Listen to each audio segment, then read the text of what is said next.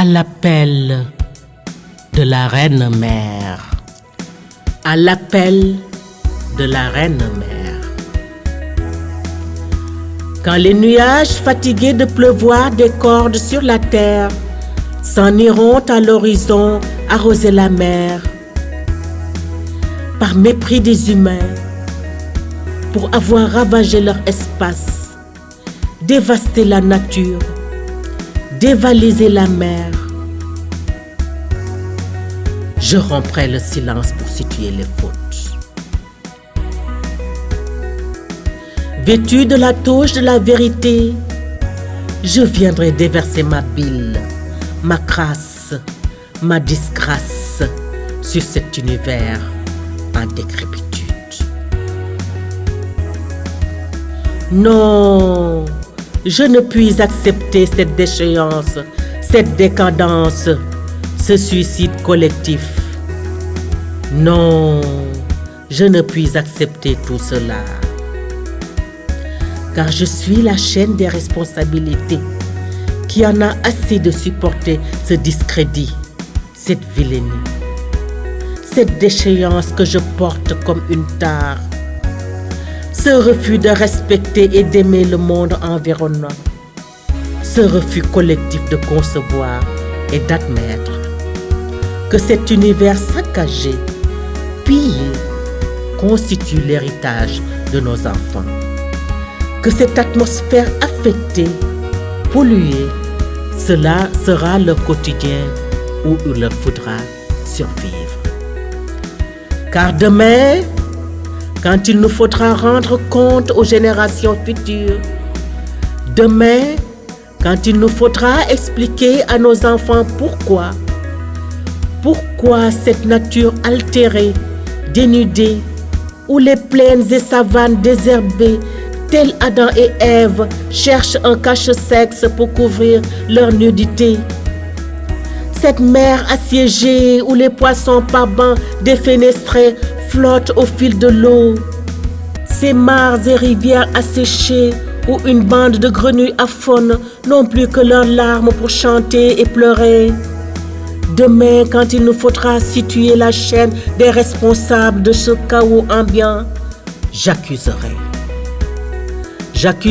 ce bûcheron solitaire, la conscience enfuie au fond de sa hache, coupe le cordila pinata, le djembé des laobés, pièce d'ornement pour salon feutré, tributaire de l'Afrique, pièce d'ornement pour salon feutré, tributaire de l'Afrique des forêts dévastées, pousse les gémissements du déplaisir. Tandis que le dème solitaire, percussionniste émérite, lance son cri de détresse à la recherche d'une autre vocation.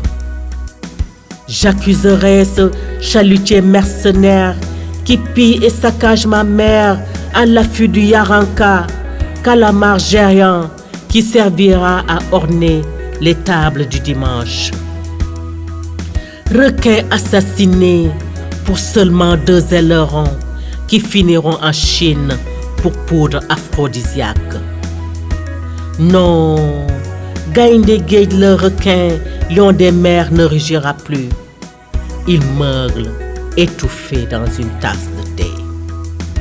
Colonie de baleines décimées, Mbakene bois de la mer, baleine bleue devenue festin pour Nippon, de ton dos arrosoir, oasis aquatique pour marins en quête de naufrage. Jet d'eau désabusée, ne jaillira plus cette gerbe d'étincelles argentées. Oui, ma reine-mère, mère Afrique. J'ai répondu à ton appel de détresse, ma reine-mère. J'ai répondu à ton cri désabusé, moi la reine des abeilles. Puisqu'il ne me reste plus un seul arbre où me loger, ni une seule fleur à butiner. Confiné dans mes alvéoles, je ressasse et remâche mon amertume. Oui, ma reine-mère, mère terre. Je suis venu dire à ces peuples mercenaires que tu n'es pas ce dépotoir ambulant où ils déversent leurs nuisances sans avoir de compte à rendre. Le probo-koala, navire des déchets, fantôme qui flotte comme une fleur de kapok, retourne à son port d'attache. Tandis que Greenpeace guette d'un œil souverain l'étendue bleue. Je suis venu dire à ces mères, à ces peuples mercenaires qui veulent faire de toi une plaque tournante, giratoire qui crache et couvre leur vélénie, que tu n'es pas ce vidoir errant, paravent qui leur permet d'œuvrer sans être vu. Moi, la reine des abeilles, je suis venue avec ma nuée d'ouvrières, rebâtir, te restituer ton honneur, ta dignité, et surtout dire à ces peuples mercenaires qu'il est encore temps de changer. Oui, si ce n'est pour l'héritage des générations futures, alors ne serait-ce que par amour pour nos enfants. À Ali Haïdar, infatigable défenseur de la faune et de la flore.